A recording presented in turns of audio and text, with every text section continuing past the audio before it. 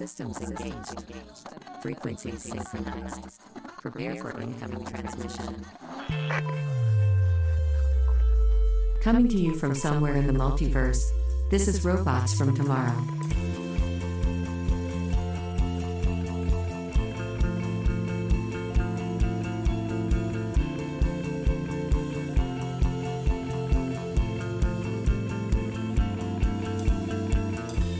This show is available on Apple Podcasts, Spotify, YouTube Music, and as always your podcatcher of choice. For the full archive featuring over 800 episodes of comics and comics-friendly content like interviews, book discussions, and freeform tomfoolery, please go to robotsfromtomorrow.net. Here is your host, Greg. Hello and welcome to Robots from Tomorrow. I am, in fact, Greg, and whether you're a long-time listener or a first-time sampler of our audio wares, it doesn't make a bit of difference. We appreciate you taking the time to check in and see what we've got going on in our little slice of the comics multiverse. And Slice is pulling double duty today because I'm talking to Chris Schweizer about his new fantasy adventure series, OUTLAW'S Apprentice, and that book has a lot of swords in it. So I don't think I'm spoiling anything to say that the topic of swords comes up in the interview, and not just because Chris makes them look cool, although he does, along with everything else. It's because that's not the only reason they're there. He thinks about them, how they're used, what they're for, what they mean. There's a real consideration behind everything Chris does, and I think that's the big takeaway for me from this interview. Listening to him talk about the decisions he's made, the measuring before the cutting. Does this do what I want it to do? OUTLAW'S Apprentice is a fantasy adventure book, but it's one built on something other than the traditional medieval European model. Chris drew on the tensions, the class divisions, and the exploitation from the history of the Appalachia he's lived in, and made it as much of a part of the series as the lines he puts down and the colors he chooses. Does this do what I want it to do?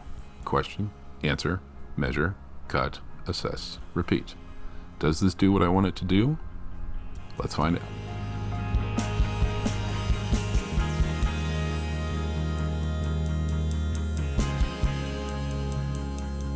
One of the benefits of doing a show for as long as I've done this is not only meeting and talking to new folks, but checking back in with previous guests to see what they've been up to since we last talked. Today's episode is one of the catching up variety. My guest was last on the show back in April of 2022 for his miniseries 6 Sidekicks of Trigger Keaton with collaborator, fellow cartoonist, and studio mate Kyle Starks. Do yourself a favor and check that out if you haven't done so already, because it was, and still is, a hoot to listen to. He is a multiple Eisner, YALSA, and Stumptown Award-nominated cartoonist. He has also been, at one time or another, according to the internet, takes a deep breath, a hotel manager, movie theater projectionist, martial arts instructor, set builder, church music leader, process server, bartender, 6th grade social studies teacher, janitor, speakeasy proprietor, video store clerk, field hand, deckhand, kids TV puppeteer, muralist, kickboxer, pancake mix factory line worker, and, dramatic breath, a professor at the Savannah College of Art and Design teaching narrative theory, comics theory, and character environmental design. His published works include the CROGAN Adventures graphic novel series from Oni Press, the nonfiction graphic novels The Roanoke Colony, America's First Mystery, and Maker Comics Fix a Car, with an exclamation point at the end, and other collaborations with the aforementioned Kyle Starks, including a shockingly good Mars Attacks miniseries. At the end of his last appearance on this show, he mentioned just starting on pencils for a comic he was intending to serialize called OUTLAW'S Apprentice. And it's that comic and the Kickstarter campaign for its first volume that brings Chris Schweizer back on the show today. The campaign has approximately 2 weeks left to go as this episode airs and has already been successfully funded with lots of goodies available. However, some of the remaining stretch goals would help get OUTLAW'S Apprentice Volume 1 Broken Blade into classrooms and libraries where so many of Chris's other comics are. It would be a shame to not get this one there as well. So make sure you check out the Kickstarter campaign after you hear us talking about it. That's right, us, not me. So I'm going to finally let Chris get a word in edgewise. Chris, how are you doing? I am very well, Greg. Thank you so very much for having me on the show again. I really appreciate it. Oh, it's been too long. I didn't realize that I had mentioned the Outlaw on the last show. Yeah. It has been percolating for a very long time. I had forgotten about like it. 4 years is a very long time work-wise. I'd forgotten about it as well, but to get ready for this, I was going back and listening to it. And yeah, at the end of it, you're like, I'm working on this thing called OUTLAW'S Apprentice, and I'm just starting pencils on it. And I'm like, interesting. I wonder what'll happen with that. Cut to 4 years later. Here we are.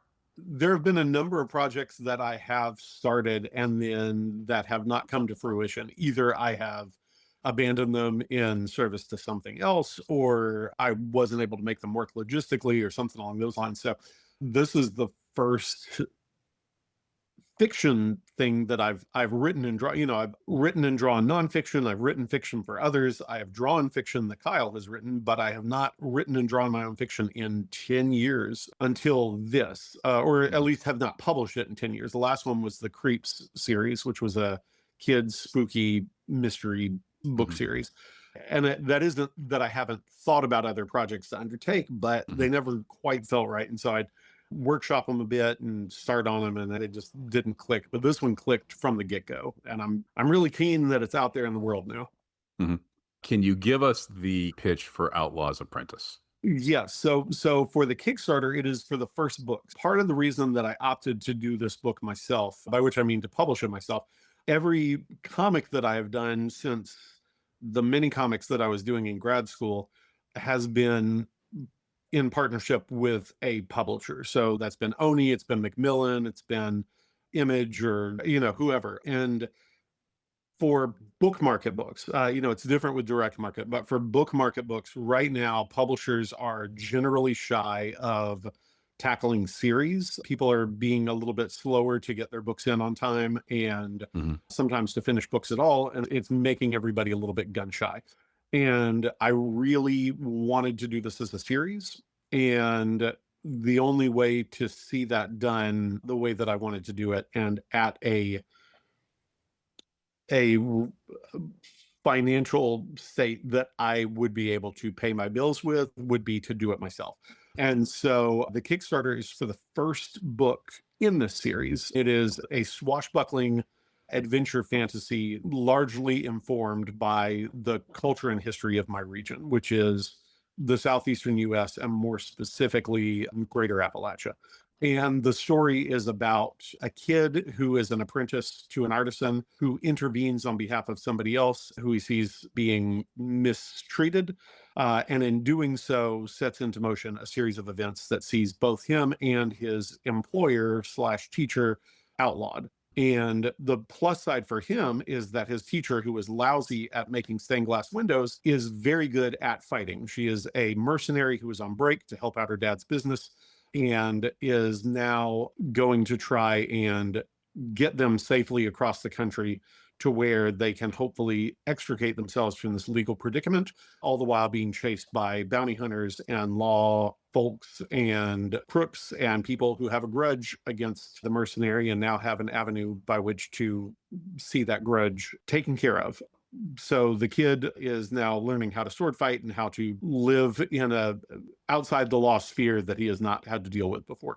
And I was really excited to do this because I like sword fights. I like the trappings of fantasy. There are very few fantasy books that have resonated with me, and movies as well. There are things about each of them that I like, but it's a rarity that they have the same impact to me as do some more historical romances, things like Robin Hood or Three Musketeers or things like that. And so there are some, you don't see them in the first book. There are some monster things. There are some other fantastic elements outside of simply the world in which they exist. But it is largely a very physical adventure book as opposed to magic stuff, just because that's what I resonated with when I was a kid and still do, the sword fighting or climbing things, as opposed to having a magic avenue by which to get around those things. It's a martial arts fantasy, I guess, basically, is a way to look at it.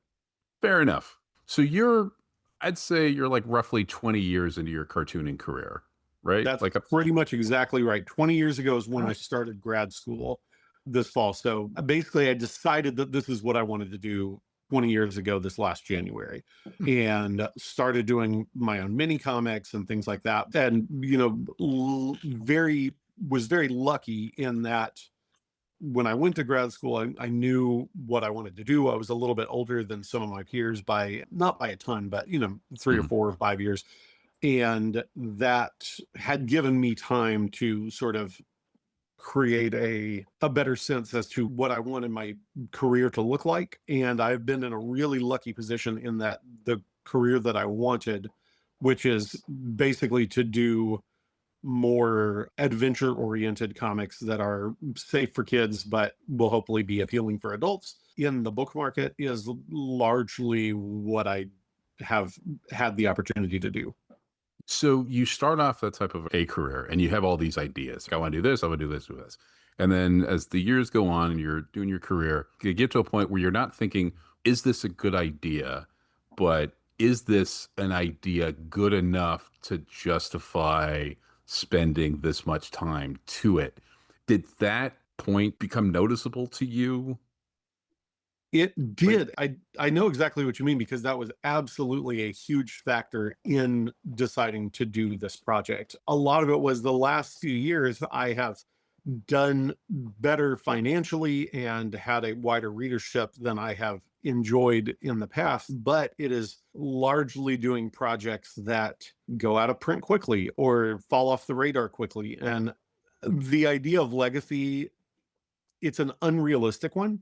Everybody wants to think, well, I'm going to create these books and hopefully they'll be good and they'll stay on people's shelves. And I do, of course, want that. But when I was in college, I read a book by Raphael Sabatini called Scaramouche. I found it in the school bookstore, I think. And I loved it. And I thought, well, I want to find out more about this Sabatini guy. And so I looked and I found out he was this hugely best-selling author. A lot of his books got made into movies, Captain Blood and The Seahawk and things like that. And I was like, well, I want to find more of these books. And, you know, this is probably eBay and Amazon existed at this point, but regular folks weren't using them. So you couldn't find it in a bookstore. You couldn't find it. And I could not find any of his books. Scaramouche was the only one in print at the time. And he had written, you know, dozens, I think. And the idea that even folks who are doing what I would think of as consequential work, that they can just so quickly fall off the radar, it was very sombering to me at that age. And it's something that I've always thought about. Anyway, I use that to frame the idea of what books reflect me, what books will stay, etc. Like, I think that is probably a false ideal. I think that there are a handful of folks who enjoy that degree of longevity. That said, I do want the projects that I pick to be ones that I am proud of and that I feel reflect both my artistic inclinations, my subject inclinations. Subject is a big one because I think that there are a lot of things that I like that I don't see as frequently done in whatever the media might be as I would like, and I want to see more of them. And I feel like putting them in front of people gives other folks justification to do the same genres and to tackle those, and then there ends up being more of them on the shelf. But I do think that there is the possibility of one-on-one reader impact. You know, I think about the books that affected me when I was a kid and that continue to affect me to this day. And you read something and you think, this makes me want to learn something. This makes me want to write something. This makes me want to read more of this sort of thing. I do want the books that I make to have the capacity to have that impact on the readers who will respond to them. And, you know, you do only have so much time in this world. And I am past the halfway point of what that time is, probably both life-wise and frankly, career-wise. I think that whatever I do going forward now is very likely the thing that I will do. And being cognizant of that made me really stop and think, well, what is it that excites me? And a lot of it is history, and a lot of it is culture, and a lot of it is the philosophical arguments that I have with myself, where there are some things that I'm like, well, this I feel very strongly about.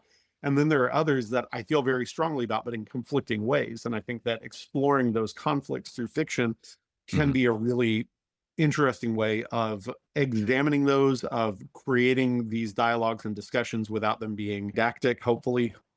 And Outlaw gave me a chance to take all of these things and put them together in a way that I like, and in a medium that I love, and in an avenue that I can pursue these disparate disciplines and interests through the lens of a fun comic where there's sword fighting, which I do love sword fighting. I love drawing sword fighting.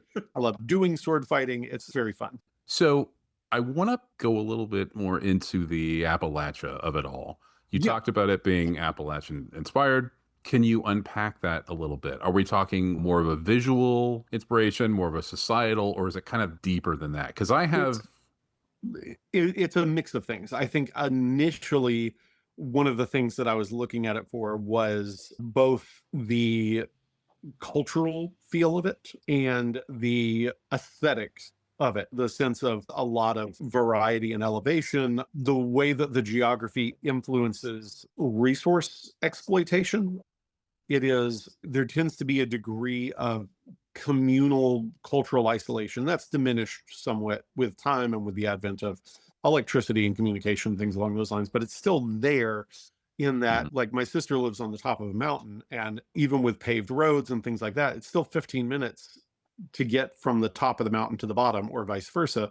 And so that changes how your day to day is versus somebody who can run down the street to the store. So there's a degree of that. There's a historical component. And the same argument can be made for Appalachia as a lot of places that have been overtaken by colonialism, in Mhm. that there are frequently outside forces that see it as a region which has resources that are not exploited to the satisfaction of those outside interests and also not to their advantage. And so there are forces both inside and out that are meant to do that. And that's the case anywhere. Mhm. But there are specific ways in which it has happened in Appalachia, especially as relate to labor history and company towns and the shift of what law means between when it was written and how it is being used to further powerful interests. So, a good example, which isn't directly tied to the book in any way, but is strip mining, which in Kentucky and Tennessee, especially, you had a lot of, I think West Virginia too, but Kentucky especially, you had a lot of things in the 60s and 70s where folks who had homesteads had licensed the mineral rights to the mining companies, and the mining companies later interpreted that to say, well, we can just shave off the tops of all of your mountains to get to these things as opposed to mining them. And so even though this is not, and the courts would repeatedly upheld these types of things, and that plus any number of other stuff is part and parcel to how I'm approaching how the government system is, to not a small degree, falling apart around the ears of these characters. The social conflict that's erupting is basically how laws are being reinterpreted to minimize the agency of regular folks at the expense of those who would rule over or exploit them. And again, this is not a regionally specific issue. It is Mhm. not a time specific issue. Some folks have mentioned the book being timely. Like, this is a cyclical thing. It happens all the time. It happens in every area. Yeah. There is always this struggle. And I think that's one of the things that's nice about dealing with fantasy or about dealing with science fiction or things along those lines, is that you can look at these things through a broader allegorical lens and say, these are things that are not good and they are things worth Yeah. pursuing. But the way that they have happened in Appalachia, like, really served as the foundation for how I wanted to approach those conflicts. And those conflicts will be different in each of the books. The first book is basically the setup book as to why they're outlaws and what's happening in this larger sphere in this country. But then each individual books that they go on, each individual adventure, is a different town or region that they go to that they see something like this happening, and how do they help Mhm. to, at least in the microcosm, undo that damage. With swords and armor Yeah. and a setting of place that feels incredibly lived in, as one would expect from your work. You've said before that your characters have historically been more necessary to propel the plot than characters in their own right. Do you feel like you're getting a better handle on that with Otis and Erska and the cast here? I do think so. And part of that is deliberate. Part of it is having lived experience just as a human being, versus when you're younger, at least when I was younger, it was sort of difficult for me to impart character onto characters. And so it was easier for me to dictate story that necessitated character action. And although story still does necessitate action, the actions that the characters take are far more rooted in how those characters are going to behave and how they would behave in those scenarios versus the plot dictating that behavior, if that difference can be made. And one of the things that was really helpful for me with that, I had a general sense as to who the characters were and things along those lines. And I was listening to a lot of interviews with Stephen Sondheim for a stretch when I was early working on these. And so if anybody doesn't know, he's a composer and lyricist who did a lot of Broadway stuff. And one of the things that was interesting to me is that he was talking about in his collaborations with James Lapine, who would write the book for the shows, Lapine would write a monologue for each character that would not necessarily be included in the book, but would give Sondheim a sense of the character and of how they talked and things along those lines. And then Sondheim would write the songs based on who he knew that character was via that monologue. And I thought that was really interesting. And so I thought about, what if I write a little monologue for each of my characters that is not to be included in the book? And so at this point, I already knew who the characters were. I already knew the general direction of the plot. But what I found when I was writing that monologue is almost immediately, and these are not long, it was handwritten in a sketchbook, half a page, but what they were discussing in their little monologue was working with the other person and what they thought their strengths and shortcomings were. So Otis is talking about Erska's strengths and shortcomings, and Erska is talking about Otis's strengths and shortcomings. And that is what helped me nail down the characters, because it's one thing for somebody to have a sense of themselves. But you mentioned earlier that me and Kyle Sparks work together a lot. We both have very strong opinions about the other, and sometimes those opinions are complementary and frequently they're not. And we love each other dearly. We're best friends, but there are a lot of things that I do that bug the heck out of Kyle and vice versa, and things that we admire about each other. And I think that you would probably get a better sense of who I am by talking to Kyle than by talking to me, and possibly vice versa. And so once I started writing that, that really helped me nail down who these characters were and how they would behave in certain circumstances and how they would behave in relation to each other. Then things like their backstory. So like Erska's role as a mercenary, like what would that require and what would that entail? And, you know, one of those things I think probably in order to be a successful mercenary is that you would have to be able to detach yourself ethically from the jobs that you're doing. And how would you do that? Well, basically you take on a job and every decision that is made becomes your employer's. What that would mean is that it would basically be impossible to go against that, because if you were to say, well, this is a bridge too far, then you start to have to look back at everything else that you've done and say, well, why wasn't this a bridge too far? Why was I okay with doing this horrible thing or supporting this horrible thing, but not this later one? Does that make like an ideological cost type of thing? And I think that that's, to me, a really interesting thing to explore. And so that will sort of dictate how some of this stuff plays out. So I feel like I have a much stronger grip on how to do characters now than I did in the past. And the other thing is just, yes, there are some people who are one-trick ponies so far as their life and direction and whatever else, but most of us contain multitudes. And I think it's really interesting to look at characters through that lens. And so even smaller supporting characters, they've all got something going on, and you may not know what it is, but it's going to dictate how they're fighting or how they are, you know, are they obsequious? Are they defiant? I think that that kind of thing is a lot of fun to do. And it's something that I do largely on the page. Like the situation as it plays out when I'm doing the roughs and when I'm doing the pencils informs me how the characters should respond to them. And that's a whole lot of fun. Yeah. Again, every answer gives me like 3 or 4 different places to go. And I'm like, okay, I have that for later. Do I want to bring that forward, or do I want to table that one for a little later? Because I thought of a sword parallel that I was going to mention, but I'm actually going to move it to later. You've mentioned that Outlaw's Apprentice is in the spirit of your CROGAN Adventures work.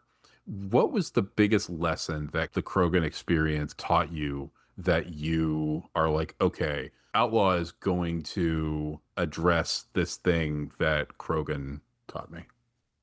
I think some of it is technical. Give me a second to think about that. Um,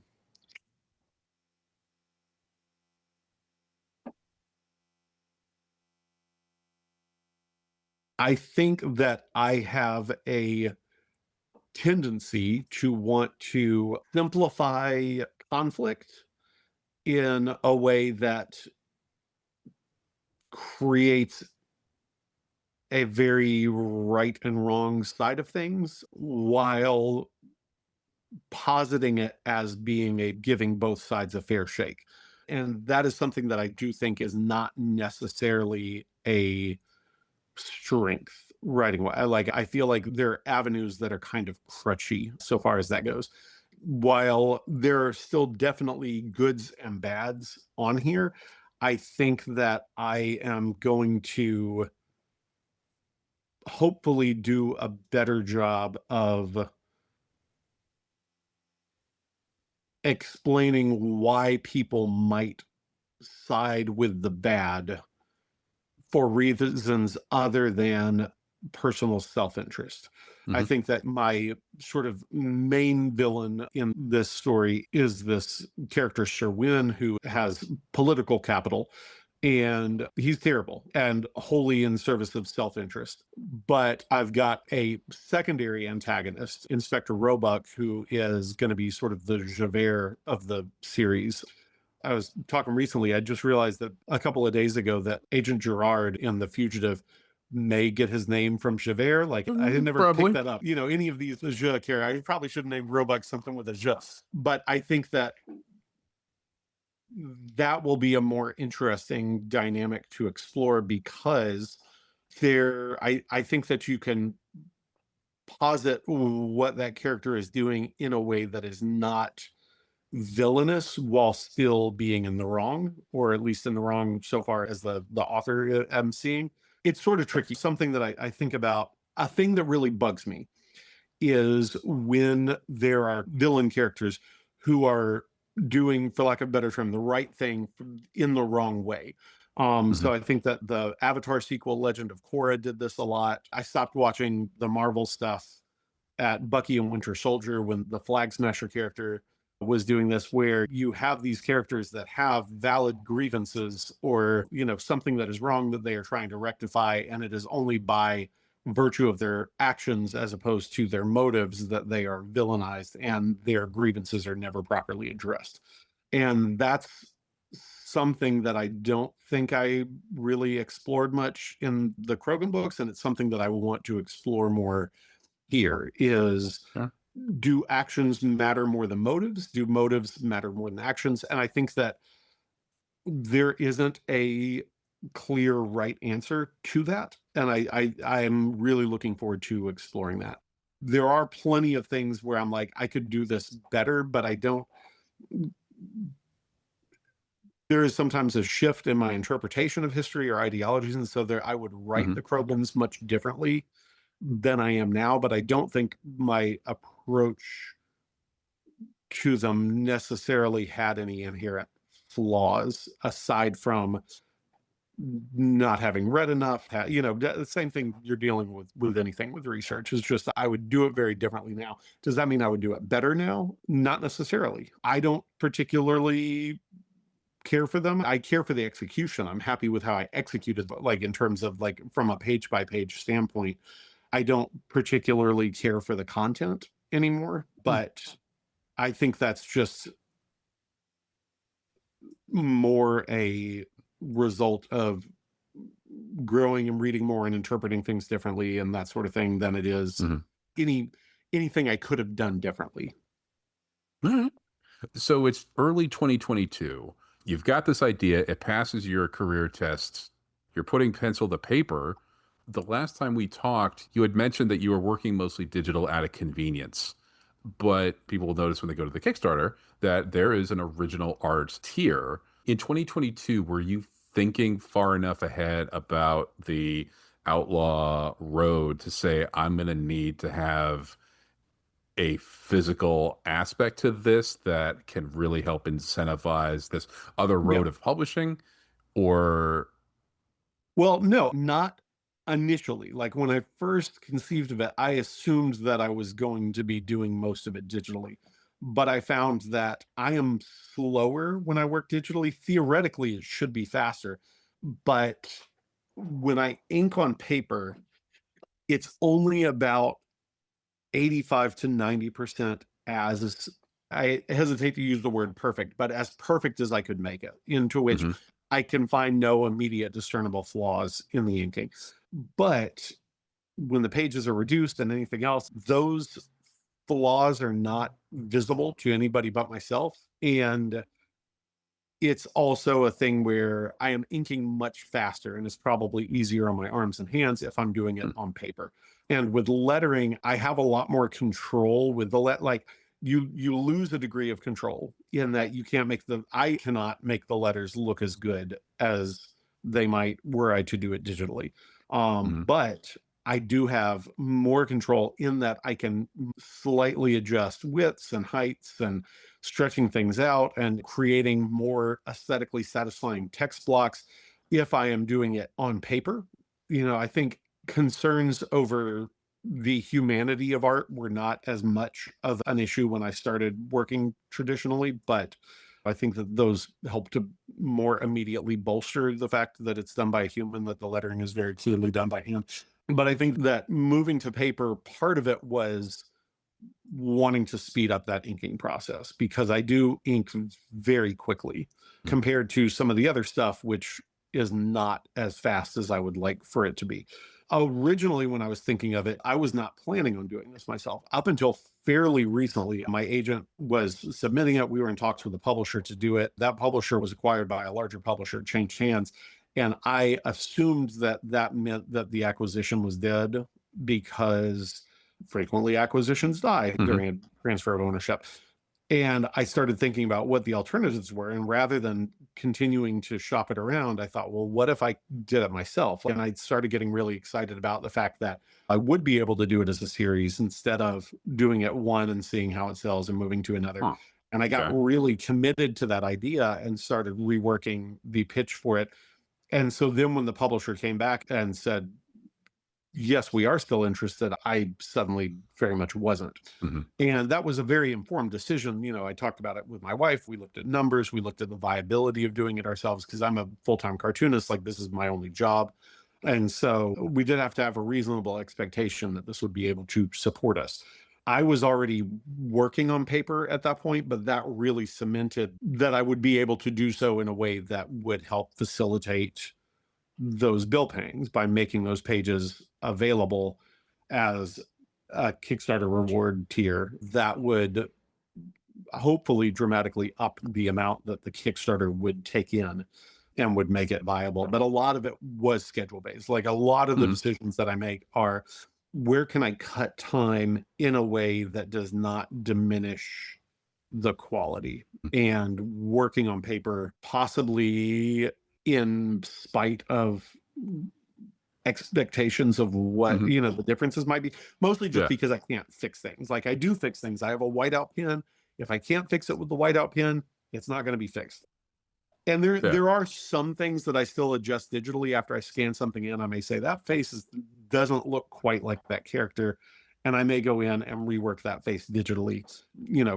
98.5% of it is done on paper. And that has, I think, sped things up. And it also means that when it's not 110 degrees outside, that I can ink outside. And that's nice. It's nice to be able to do some of the work outside, considering how much of it is done at the desk in the studio.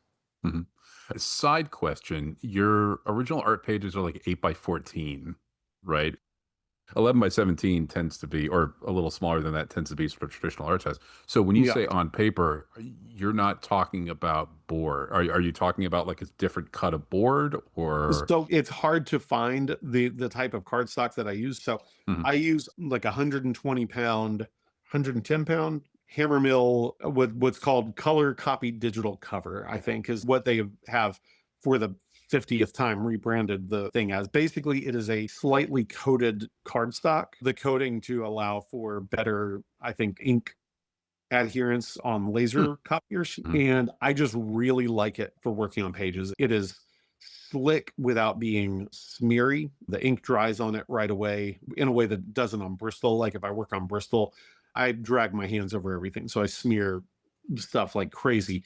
And this is a paper that absorbs it instantly without having the spread of ink that sometimes a raggier paper will have.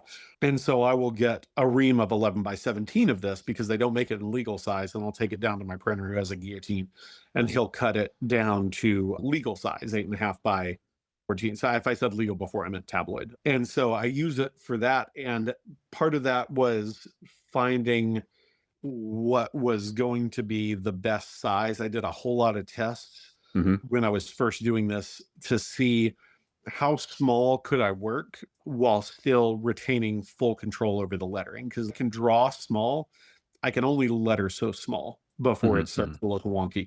And so I knew what my final page dimensions were going to be, which is relatively small. It's mass market paperback. But I knew what I wanted that size to be, and I knew what the font size needed to be when it was done. And so I did different tests at different sizes to see, well, what dimensions would it need to be? And it ended up being working on that size paper. And then I thought, well, I did not at the time have a working 11 by 17 inkjet printer that I could print my text guides and my roughs on. And I thought, well, hot dog, you can run that size through a regular inkjet printer that you can pick up for $30, and that would be great. I have since gotten an 11 by 17 inkjet printer because when I was doing a Harlequin thing and I thought, well, I want to ink this traditionally so I can sell the pages, I ended up inking it digitally, is what it is. I was not at the point where I had been inking enough on paper to feel confident with it. I've since found some new pens that I really like that allow me a degree of control over things that I can now do inking on paper, but I was out of practice at the time. So I got the printer, didn't have use for it. Now I have it. But when I was thinking about working legal, the ability to do that on a cheap inkjet with the roughs was appealing. But the big factor for the size was basically determining what the reduction could be to the size that I wanted from the smallest size that I could work at and feel like I could do my best work. Okay. In terms of tools, you have this Kickstarter thing down the road, but you have Patreon, you have Webtoon.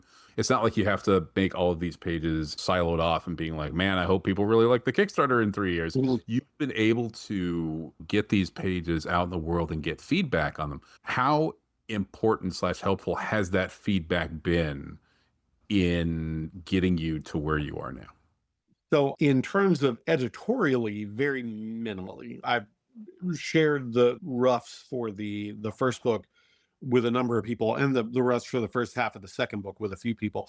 And I've gotten a couple of notes like this part was unclear, things like that. Most of that I can pick up on my own. I'll reread through it and I'll figure stuff out. Clarity is very important to me. The biggest editorial impact that I have is the same that I always have, which is coming from Kyle, who absolutely hates any hint of world building or period verisimilitude or anything along those lines. He hates it. It is not his bag. He won't watch historical movies. He won't watch fantasy. Like he just hates it. And so if I can make it remotely palatable to him, then I know that I'm doing okay, which isn't to say that he likes it. Like he's not blurbing this book, but he is pointing out areas where I am getting a little too into the weeds with stuff. I had there's a section in the second book where, and he was right, like there's 3 pages of 2 people arguing over shipping regulations and they don't matter. And the only thing that matters is that they are arguing and that there are 2 points of plot importance that come out through this argument. And so he was like, why do you have this? I hate this so much. And so I'll go in and rework that to where now it is 1 page and 1 panel, and over their arguments is another balloon that sits and says, excuse me, because it's this one character trying to interrupt this argument. And so because of the placement of the excuse me, you can read around it, you can figure out what they're saying, but you recognize as a reader that what they are saying is inconsequential compared to the Mm, fact that they're saying it. And so that kind of editorial help is helpful. Thus far, and this may change over time, reader comments have served to give me approbation and to make me okay. feel as though, well, people are getting what I'm trying to do here and they're enjoying it. And that's great. And that's huge. And that is very satisfying. It doesn't alter the trajectory of the story Hmm. or how the story is executed. There are, I say that, but there's one person who was like, wait, what, why this? And I was like, well, I established that earlier and I'll explain it in the comments, but does that mean I need to be more cognizant with the fact that people are reading these in serialization? If there are things of consequential note that rely on something that was discussed earlier, I probably need to readdress that in story as opposed to what I would do with a book, which is to put it in and then assume people are going to read it within the course of a few hours as opposed to a few weeks, because those weeks can Right. make a difference. There's absolutely going to be a learning curve with Hmm. serialization because it's not something that I've done before, but it's something that I Yeah. admire a lot. A lot of my favorite works were serialized, whether that's Corto Maltese or Usagi or Bone or what have you.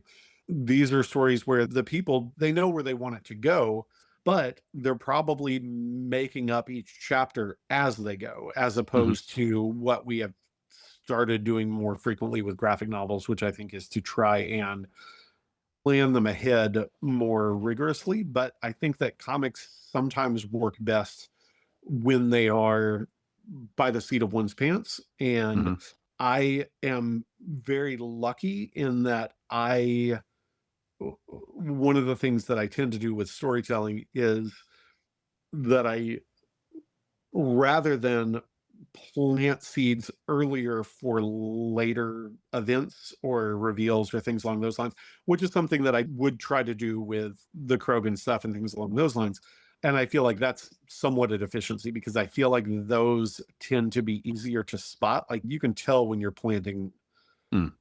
foreshadowing. What I think is hopefully a strength of mine and which I think will lend itself well to serialization.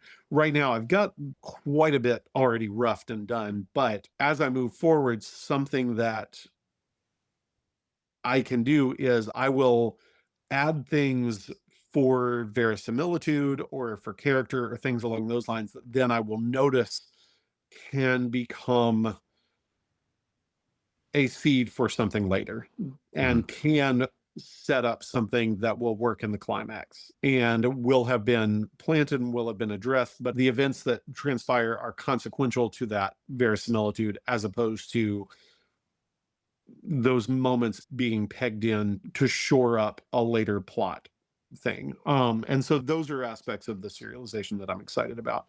Hopefully it helped to sell people on the Kickstarter. I think your initial question was whether or not it would bolster enthusiasm. And I think the Hmm. people that have read it, the ones who like it, and they know that they want to buy it, and they're willing Hmm. to be a little bit more vocal about the fact that they like this comic, and that's wonderful. It's interesting watching this process from afar over the last couple of years, watching you doing this serialization, the Patreon and the webtoon, not market research, but you're getting a sense of, this has this much of an impact and this and this, that. So you're sort of building your own micro publisher in a way. Oh, it's self-publishing. Like that's Yeah. super freaking obvious. I think it's interesting to watch that in real time. And Patreon lets us do that because you're sharing it on Patreon, but you're open about your process. So we get to know that those are gears that are turning on your side of the thing. And I also didn't realize, although I should have, that you haven't really done this sort of serialized comic before, and that seeing it serialized on Webtoon or Patreon, we're taking it in as a serialized experience, but Mhm. it's not being created at that level of serialization. It's a larger chunk serialization, not a Yeah. issue, issue, issue, issue, issue, but it Yes. still reads well in these chunks. Well, and So I think you part tricked of me. that is trying very deliberately to create good reading moments. Like, as much as I might appreciate the artistry of a story, it's hard for me to read comics that are released online a few pages at a time unless those few pages create a narrative moment. It is effectively impossible, or it would be impossible for me, with the degree of wanting to draw the backgrounds that I want to draw and things along those lines, to do a monthly, or to do fixed number reading counts of the size that an issue might have. Like, I may Mhm. do 30 pages over the course of a month, but those 30 pages are a little bit smaller than comics of old were that were Mhm. serialized. I think that the reading is a little less dense in a lot of modern serialized comics than it used to be. Not always, but right now I'm releasing things that have already been written and done.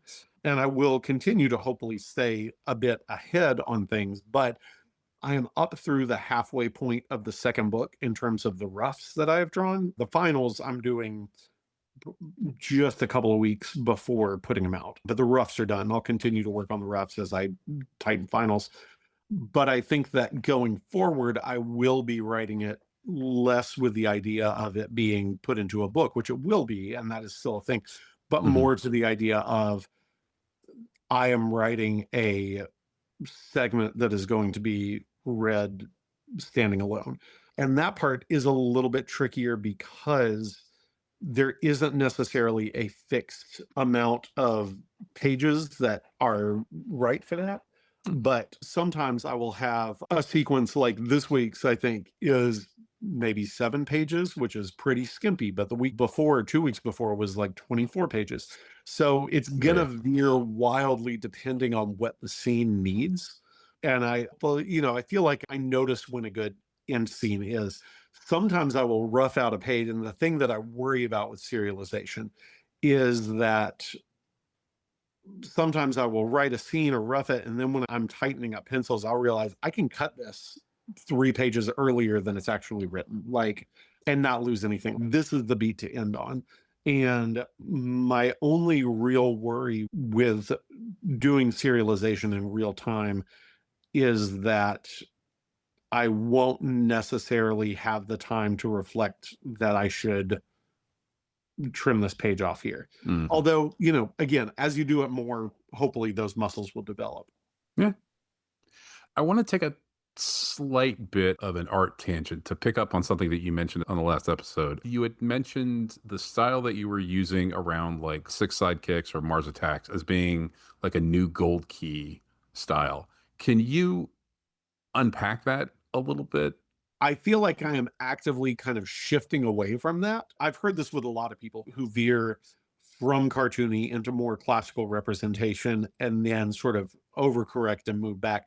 Just like with my inkings, what I was referring to was the works of folks like Chris Somney and Matthew Bonham and Brian Hurt and other folks in that vein who have these very expressive, but generally speaking, classically proportional characters.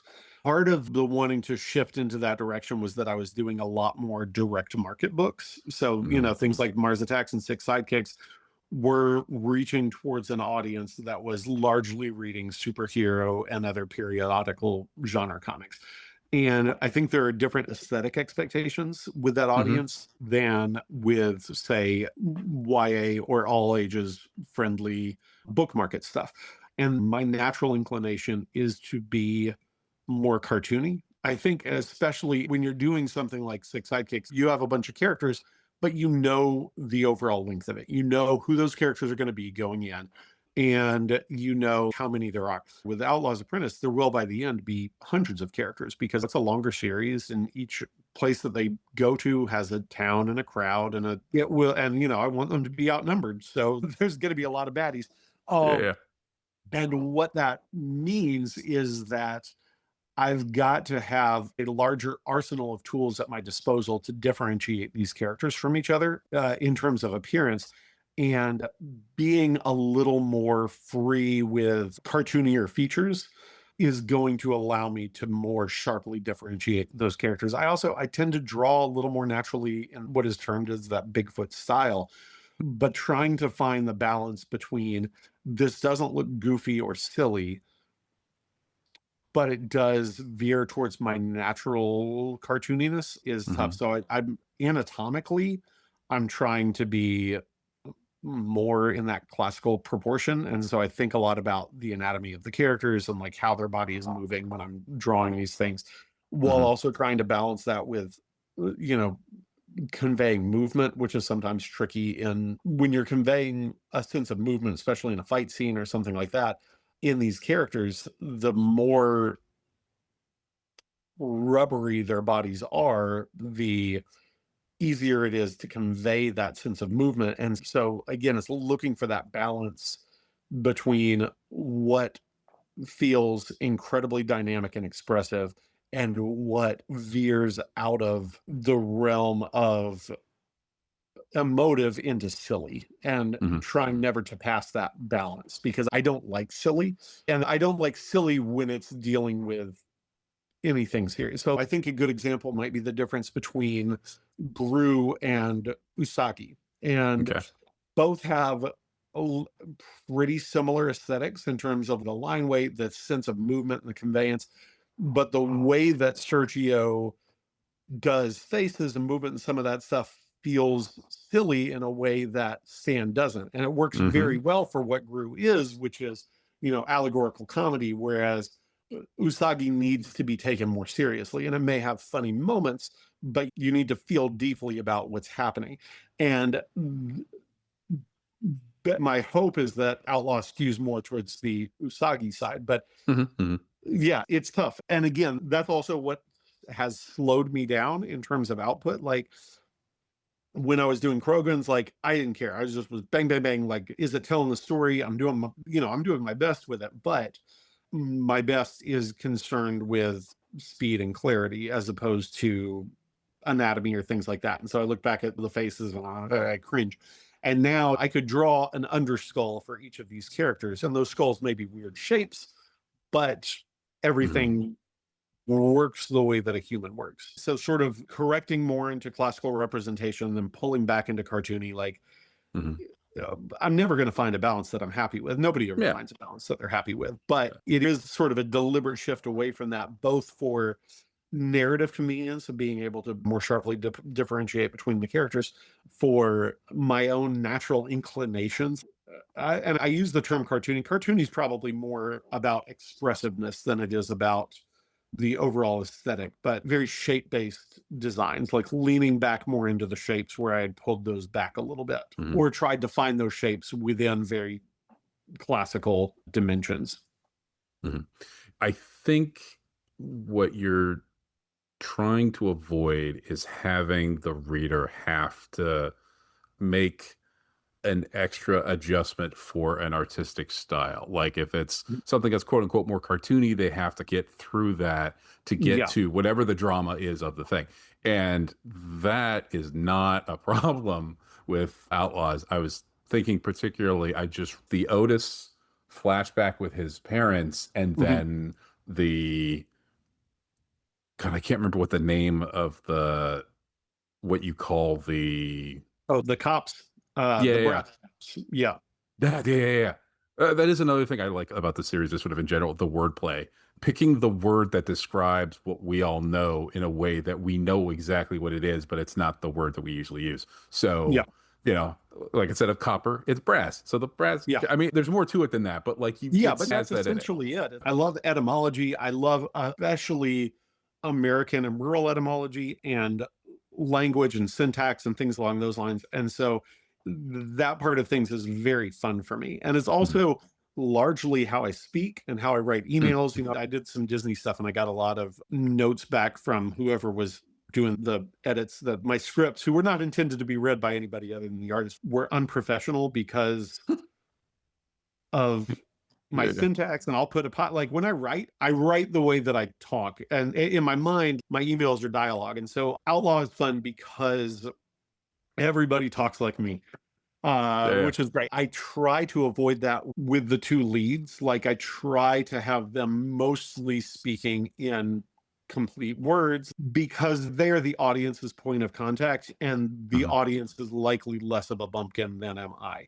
And so they speak a little closer to a standard vernacular than do most of the other characters with Mhm. whom they share encounters. But that's a lot of fun for me. But you were Okay. talking about the scene in which little bitty Otis is talking to his parents, the flashback. Yeah, yeah. So like the flashback, and so his parents are advocates, and so you get the seed of what his upbringing was, which will then come into play very quickly about why he makes certain decisions because he believes certain things that his parents have laid down to him. But like right after that flashback, we then get to see, I'm trying to be sort of vague, but like those things that they have imparted into him, you start to see them in action in a very scary, in a relatable, in a incredibly relatable, and this probably was intentional, but not nearly as intentional, but certainly reading this Yeah. in 2026, that you're Mhm. like, oh, that is a load bearing section of like 4 or 5 pages that Yeah. the flashback is a day in the park and it's very light and it's green and whatever. And this other thing is it's dark, it's in the rain, and somebody comes knocking at your door and it's scary. And you're like, oh, Mhm. oh no, this is not good. So the style that which you have done it in is not that mainstream neoclassical whatever, but in terms of everything there needing to be there to impart the dread slash importance slash drama terror that is kind of going on here, everything there absolutely accomplishes that in 4 pages, 3 or 4 pages or whatever. So good job, I guess is what Well, I'm thank you, saying. Greg. I uh, appreciate it. Speaking of swords, Mhm. you are clearly a man who loves a sword. I can see part of one behind you, which we will get to in a second. You've done a 100-page collection of sword drawings called A Dream of Swords. You made 20 replicas of the broken blade that is in the title of this book as items for the Kickstarter campaign. I got to hold one of those at HeroesCon, and it was genuinely impressive. And so, in thinking about this, I kept thinking back to the Obi-Wan quote from A New Hope, where he's talking about the lightsaber. And of course, he says, Mhm. it's an elegant weapon for a more civilized age. And there's a certain romance to the idea of the sword, but it is still a weapon. Can you Mhm. talk a little bit about your fascination with swords and where you kind of fall on that divide between it is a thing of beauty and it is an elegant sword, but it is still a tool of violence? Yeah. I think I like them because one of the things that I like about swords, in terms of if you look at them narratively, they necessitate an intimacy of action between antagonists in a way that is not necessarily the case with firearms or things along those lines. And yes, you can have just a physical fight scene, a punch 'em up scene, and those Hmm. are great too. But swords, because once you factor in that sense of reverence for the object, like they tend to elevate those combats into a more stylized and mythologized realm. There's a codification to the movements that does not necessarily exist in a brawl. Of course, we could talk about fight scenes all day and how there are codifications in every type of punch 'em up fight scene too. But the idea of having an object that, to me, a sword is the way that I think a lot of people who deal with fantasy look at magic. Like it is a Hmm. thing that enhances your inner natural ability to do these interesting things and give you power beyond what you naturally are capable of doing, and that you can develop through training and through work. I have always really liked the idea of, I say this as somebody who frequently does not get better at things. I like the idea of being able to work at something and get better at it and have that give you an advantage. And I think that, swords are a great example of that. I think also it's neat in that, for as much discourse as there is about talent being wholly earned, many people are born with a natural inclination to things, and that Hmm.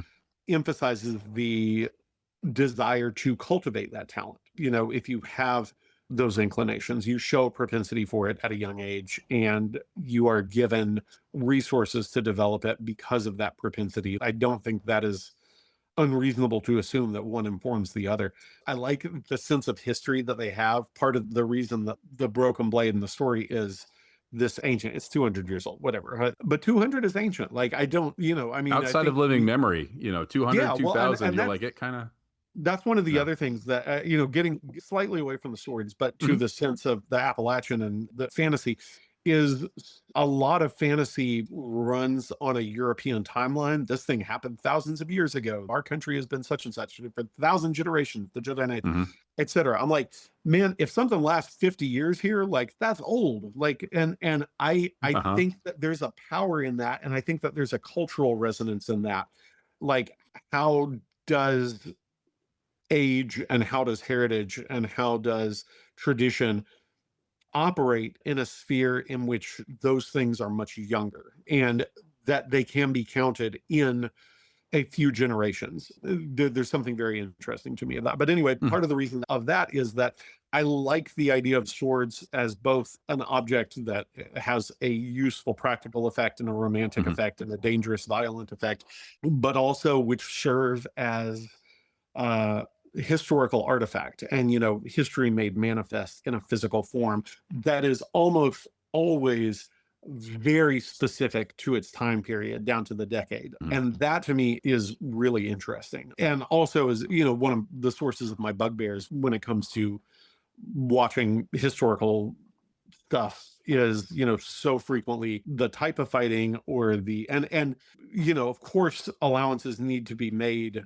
because stage fighting and real fighting are, and always will be and need to be, very, very different things. But you still want to see swords used roughly in the way that they were intended, in terms of like the motions being employed, and frequently that's not the case. Same with armor, same with Mhm. whatever else. And even though I'm inventing the types of swords and armor that's being used in Outlaw's Apprentice, and the fighting side, in starting with book 2, Erskine starts teaching Otis, because I think one of the things that I really wanted to do with this is the same with like the martial arts movies that I loved as a kid. I want training sequences. I want this kid to get better at this stuff. And it is all invented, but it's invented based on practical application. And how would you use swords like this in an arena where people are wearing armor like this? Why would they wear armor like this? Does the armor interact with the sword? Like, how Mhm. all of this stuff kind of comes together in one thing. But so far as the violence goes,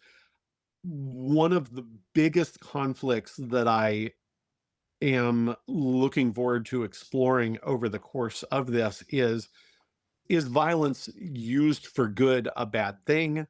Mhm. Does it lead to more violence? Is there ethical use of violence? Like, the ethics of violence is something that I think about a lot, and that I have had very mixed feelings about a lot. I got in lots of fights based on principle when I was younger.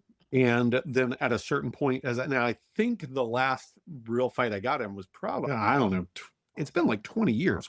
Plus, there were other situations since then where fights may have happened and didn't. But I think part of the reason that they didn't is that I was not necessarily averse to those situations becoming fights. And so Mhm. that would change the dynamic of how the trajectory of those interactions would happen.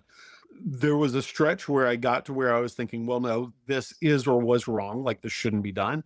And then I'd shift back around and think, no, the best solution for tamping down this sort of thing is to nip it in the bud. And the easiest way to nip it in the bud is to pop somebody in the nose or whatever it might be. And Right. trying to find the balance of, like, is violence on your own behalf ever ethical? One could argue it isn't. Is violence on behalf of somebody else who is incapable of protecting or defending themselves ethical? I feel like that's a different kettle of fish. And is Mhm. inaction in those instances essentially allowing whatever bad to be happening to happen? Does Right. that put that guilt on your shoulders as well? And do you know the situations behind these things? Like, one of the last instances where I did, there were 2 instances where I didn't fight as I was coming into early adulthood. And one of them was, and it's still a thing that I wrestle with like every day. I was like, right decision, wrong decision, I don't know. I knew someone who had been assaulted, and I knew who did it, and it was not going to be addressed legally. And I thought, well, this person should be put in a position where that won't happen again. And a friend of mine and I went to where we knew this person lived, and that person had a kid with them, like a little kid. And I was like, if I beat up this guy, does this mess up this kid's life, like in some way? Like, is he able to provide for this kid? Is it a thing? And I didn't beat up the guy. And I'm like, the friend who was wronged, like, received no redress. What do you do in situations like that? And I think thinking about that stuff and wrestling with that stuff is important, and it's tough. And it's especially tough in areas where right now we in America are dealing with this on a regular basis. Like, what are the ethics of legality? What are the ethics of violence? What are any of this stuff? And I don't think that there is a clear answer or a right answer. I think it is personally based. It is situational. And I think that every use of violence and every choice to not employ violence both carry ethical weight. And I don't know, swords are a way to explore that without it bumming you out, hopefully. I don't know. Yeah. It's really easy to get bummed out. That's one of the reasons why I shifted away from doing historical fiction to doing fantasy, is that the more history that I would read, the more you see that the same problems are in existence. Repeating. Perpetually. You like to think they're going to get better, and they're not going to get better. And so can they be made better for a few individuals at a time? Absolutely. And I think that's what we can strive to do. Hearing all of that, I think it's a good thing that you're going to have the bandwidth and the room to be able to work through those questions for the reader, to show that some different aspects and some different combinations of those things. Earlier on, when we were talking about Erska, and I had a question that I was going to ask that was like, I'm going to put it off till now. Now is when I would have asked it.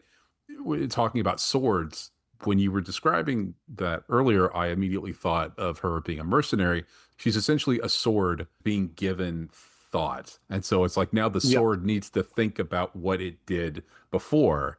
And so I'm like, oh, that's going to be, it's a more elegant weapon, civilized age, but that elegant weapon was made to do certain things, some of which were right and some of which were wrong, and some of which had different people picking different sides of that thing. So long story short, I'm going to be fascinated to see Erska have that arc forward and back and sideways and all these sort of things. The complications that you're going to throw at her life suck for her, but in terms of being a reader, you're like, hey, this is going to be great. An enjoyable way to see these sort of things talked about and worked with in the context of an adventure comic. And so that's something I am really looking forward to. Okay, so you have a replica sword. You made 20 almost...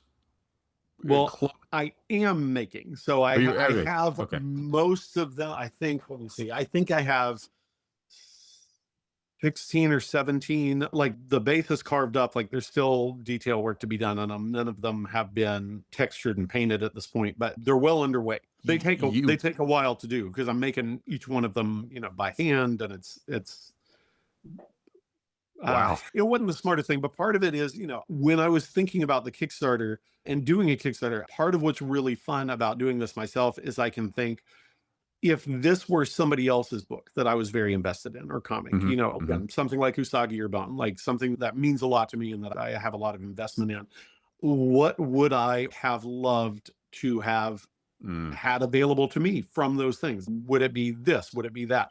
And to try and reverse engineer my desires as a reader and enthusiast into things that could be made available to other folks. And so that's a big part of it. So so I've got the swords. I've got a drawing disc edition, which is at size, a big black and white collection of at size reproductions of the original art, added scans of the inks with the pencils underneath, and then also reproductions of the pencils and then the roughs at smaller scale for not the entirety of the book, but I figured I would take 75 pages from each book and do this each time, so that the lengths remain uniform, because the books will not be the same length. This first book is about 200 story pages. The second one will probably be closer to about 350, and the one after that will be probably about 200 to 250 again. So, Mhm. so it's really dictated by what the story Mhm. wants to be and the amount of space that it needs to breathe. And that's the great thing about the serialization, also the putting it out myself in book form, is that I'm not beholden to specific lengths in terms of installments or in Nope. terms of page length for the books themselves. And that means that I get to let the story dictate format. Mhm. For all the drawbacks of having to do your own Mhm. publishing and all the risk that you take on and all the headaches that go on, when it comes time to do like what cool artifacts, whatever, can I make for my book, you don't have to wait for publishing to crunch the numbers on it. It's like, well, it's not financially viable. It's viable for us to make a broken blade replica. And you're like, I don't care. I Yeah. want one of these painted. I mean, it's wood, I'm assuming, right? Yes, it Like it's would. it's wood. Yeah, But it would, but it is textured and made to look as much like some kind of bronze as yeah, possible. yeah. I want to have these things. I'm going to do it. And I can literally see one right over your Yeah. shoulder, hanging from the door as a warning to anybody that there is some serious cartooning slash adventuring about ready to happen. There's Yeah. also like a middle, like sketchbook or something kind of Yeah, just I'll look between. because I do a whole lot of designs for the book. I have discovered in the doing the final art, I am going to be doing more designs. Like historically, I will figure out sort of my main things ahead of time. But then if I have little crowd scenes or if I have characters in a scene that aren't necessarily going to be throughout the book, I will design them on the page and they will stay on that page. As I'm having to color things and tighten things up and as characters return, I am going to find it easier to do. As soon as I put them on the page, I'm going to draw a little model sheet for them, like something simple, quick, just as reference for when I'm coloring so that I can keep the costumes consistent. Because what happens is I keep having to have, 4 pages laid out. I have some music stands up here and I put them on the music stands and position them around my desk. And I look at them as I'm Hmm. drawing the next page. And it just becomes a little bit of a headache. And so I think that I will have more of these things down the road to put in the sketchbooks. But Hmm. I do little environmental designs. I do little sketches to use as reference when I'm working, and the sketchbook is largely a collection of those. Other things that have been unlocked through the stretch goal. You have like a field notebook sort of Yeah, thing. There's a whole lot of things that are available, but yeah, the extra stuff is fun, and that I think that's the fun part about doing a Kickstarter versus doing pre-orders. Like I've done a couple of art books in the past, and I did pre-orders for those, and they sold fine. But what makes a Kickstarter fun is that if your take exceeds expectations, then the people who are ordering them get all this extra stuff. So they get a mhm, bookmark, they get a sketchbook, they get prints, they get whatever else. And I think that that's really fun. And it also gives people an incentive both to order it ahead of time because they're going to get more than they would get were they to wait and pick it up from me at a show. And then it also incentivizes them to tell their friends about it because as they tell people about it and more people buy it, that means that they get more stuff with their order, and so do those friends. mhm. As I talked about at the very beginning, there are two stretch goals that haven't been reached yet that I think are really important that we get it to. You'd mentioned earlier struggling to shake off this pedantic urge that these are comics, not blog posts. And there's a stretch goal specifically to make a teaching guide for Outlaw's Apprentice to be used with the book in classrooms. Is it safe to say that you found a happy medium in that sort of storytelling, pedantry, give and take? I hope so. That is, I mean, and it's never not going to be a struggle to want to. It's a little bit easier working with fantasy than it is with history, even though again, a lot of the fantasy is historically informed, and I think a little bit less so with this first book, but with the second and third book, you're going to be talking about specific instances where this is done in American history and how people responded to it and what the government's response to it was and things along those lines. But I think that comics are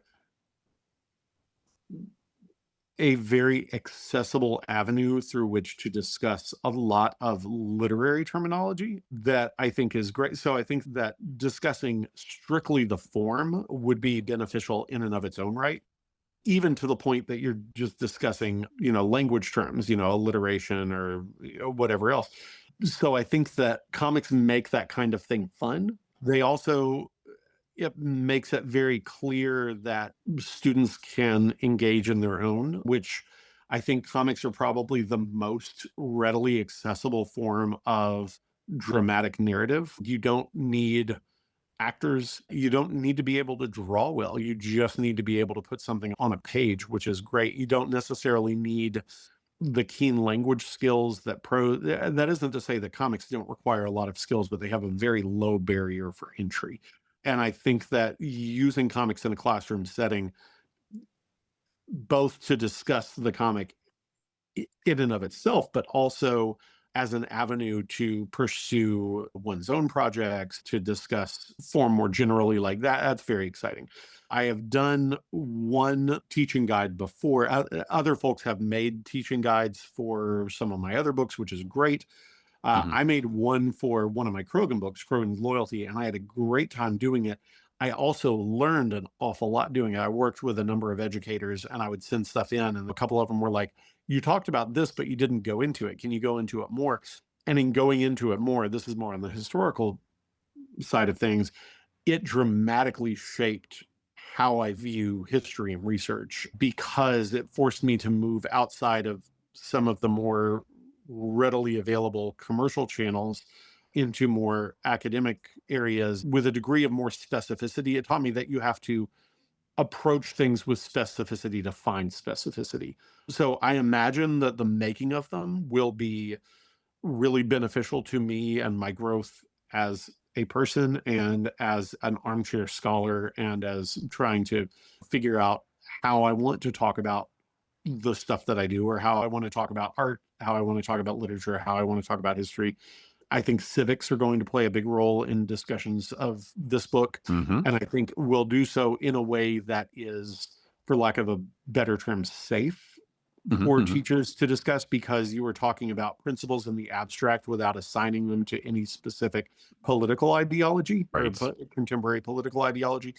And I think that's one of the real benefits that science fiction and fantasy have, in terms of being a source by which to discuss these things in an arena in which no one feels as though either they or their kids are being personally attacked or critiqued or something along those lines. And so it can lead to a healthy discussion of civics and social responsibility and legality and things along those lines in a way that I think could be really interesting. I agree. And then the last, I don't know if it's the last, I forgot to look at it. I don't know if it's the last stretch goal, but certainly the library. It is the last current. It is the last. Okay. If it's made, I'll come up with something else. But right now, that is the high end of what I think could be expected from the Kickstarter. And that is the pledge that every public library in Kentucky gets a copy of book one, and every educational library that applies for one gets one as well. So basically, it's getting the book into libraries. Yes. Why is that important? It's just because when I was a kid, like I don't want to make it sound like my parents skimped on books or toys or anything like that. Like, I had a lot of great stuff as a kid. We had tons of books in the house. I was never lacking for toys. I was frequently lacking for contemporary toys and contemporary books. We had a lot of used books. We had a lot of older books, but we weren't buying Choose Your Own Adventures. We weren't buying Fear Streets. We weren't buying whatever else. Those were available to us at the library. And so a lot of the books that I loved as a kid were available to me through the library, because there have been points where, both as a kid and as a young adult, and at various times in regular adulthood, where we have been, thankfully, temporarily quite poor. And the public resources available to us were huge for me and continue to be huge for me.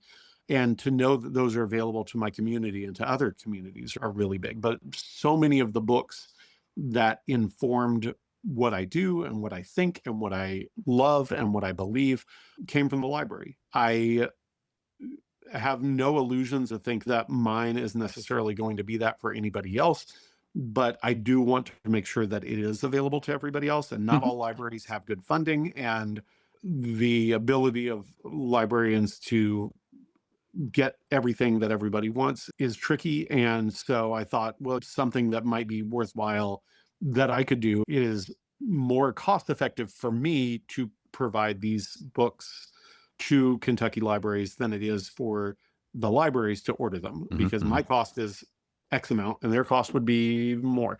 And so it's just the thing that I thought would be a nice gesture. And if it gets to that point, then it's a gesture that I could afford to make. Okay.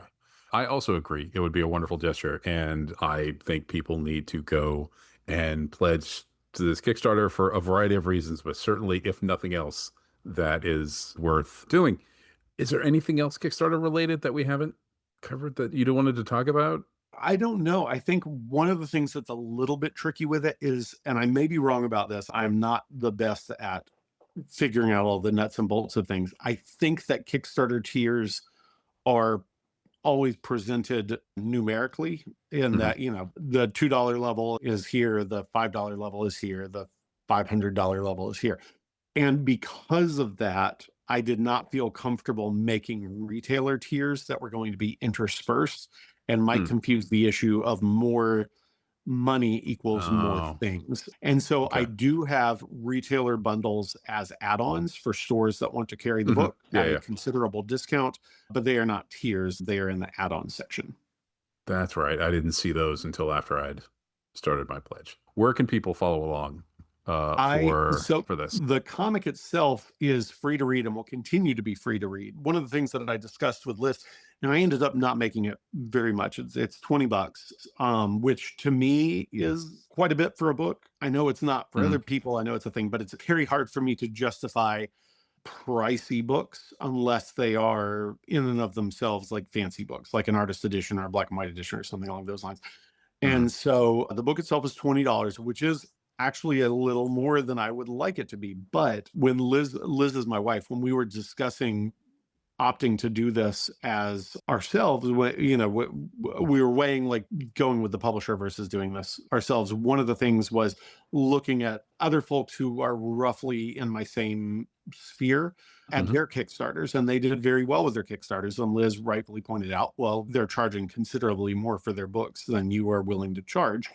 And I do not mean that in a way that is to chastise them for this. It's just not something that I feel particularly comfortable with.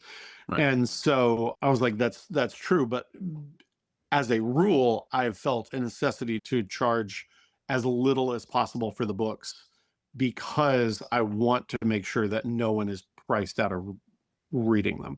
The library thing helps, at least in Kentucky, but also making it perpetually available to read online in chapter form is another thing that makes me feel more comfortable about charging more. So like the second book, because it's going to be 350 pages, I might charge 25 for that. And then the one after that, I can charge 24 again because it's 200, it has to do with print costs.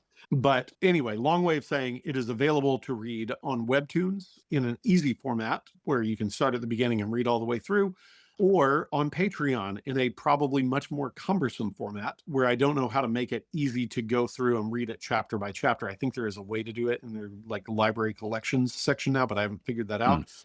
The Patreon is largely for people to follow it in real time as it's being released and to have behind the scenes stuff there, but it's available via Patreon as well. And so both of those avenues, you can read it. You can follow me on Blue Sky is where I'm most active, which is at Schweizer Comics, or actually I think it's like at schweizercomics.bluesky.something. It's very close. Right. If you just look up Chris Schweizer, I'll pop up. I'm also on Instagram. I'm much less good about remembering to post to Instagram because I never go on Instagram because every third thing is an ad or a promoted thing. And I just want to look at my own stuff. That's why I like Blue Skies, because there isn't an algorithm. It's just the people that I follow in the order that they posted. And so I do have an Instagram. I forget to post to it for weeks at a time.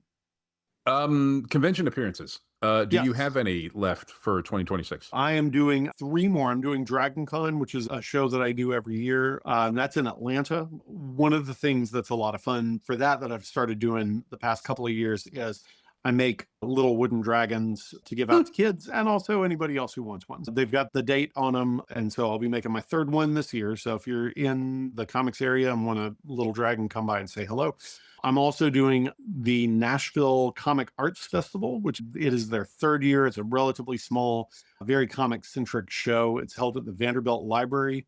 I went the first year just as a volunteer / attendee.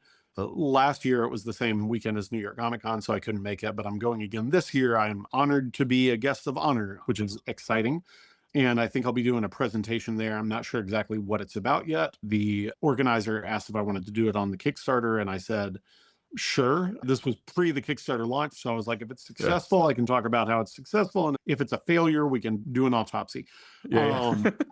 But that's going to be a lot of fun. That is, I think, the first weekend in October. And the second weekend in October is New York Comic Con, which I just heard back from them that I'll be tabling there as well. So that's a big show for me. That one is very busy. I usually have less individual time to talk to each person, but it's still worthwhile. And if you're in New York, I hope you'll swing by the table. 3 shows, but I'm glad you're able to still get out and get to have a little bit of interaction.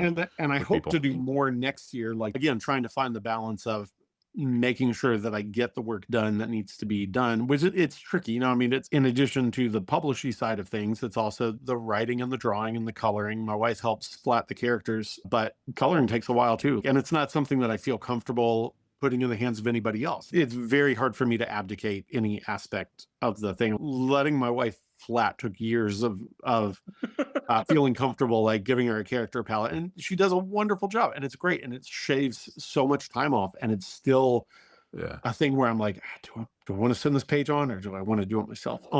Anyway, it's a lot, but I do want to do more to promote the book and to promote the series. So I am hoping to do more shows. Again, like, I'm in the Southeast, so I largely tend to stay in the Southeast, but I might try to reach out to Baltimore and see if I can do Baltimore next year as well. Yeah. You've been twice? You've been at least once. I feel like you've been more than once. I've been twice. I went once in like 2013-ish, maybe 2014, and then once in 2021.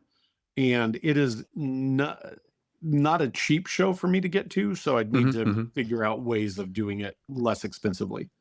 Yeah, but I feel like you're due. 7 years, yeah, you're due. I am spoiled. I see you pretty much every year at Heroes and stuff. So I was like, I just suck. Oh wait, no, Baltimore. Yeah, it's been a minute, but yeah. Speaking of work, speaking of all this creating you have to do, I'm going to let you go do that. Again, thank you so much for taking the time to talk all of this Outlaws Apprentice with us. The Kickstarter ends the end of July.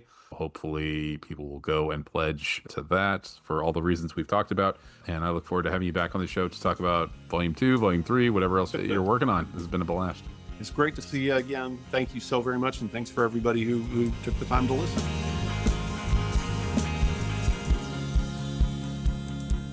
So there you have it, folks. Please do not forget to like, subscribe, rate, and review the show wherever you're given the opportunity to do so, because it really helps us out and we would super appreciate it. So until we meet again, hopefully soon, my name is Greg. Stay safe, keep enjoying those funny books, and we'll catch you next time.